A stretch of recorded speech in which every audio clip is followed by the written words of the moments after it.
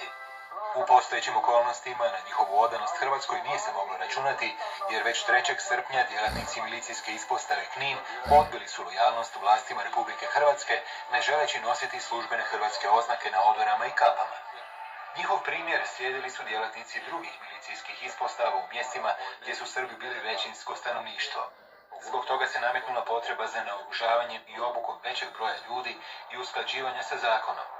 Rješenje se pronašlo u članku 25 Zakona o unutarnjim poslovima, koji je ministru za unutarnje poslove Josipu Boljkovcu u ovakvim situacijama omogućio povećanje jedinica policije za posebne namjene.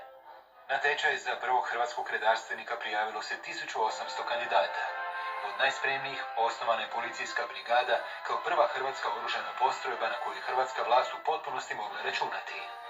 Brigada je ustrojena u 2 bojne, a prvog zapovjednika tečaja Ivana Krmpotića na dužnosti je uskoro zamijenio Marko Lukić. Polaznicima je ubrzo popunjena antiteroristička jedinica Lučko, a potom i druge jedinice za specijalne namjene MUP-a i Zbora Narodne garde. Iz tog razloga može se reći da su prvi hrvatski redarstvenici bili jezgra iz koje se razvila hrvatska oružana sila koja je pobijedila u Domovinskom ratu.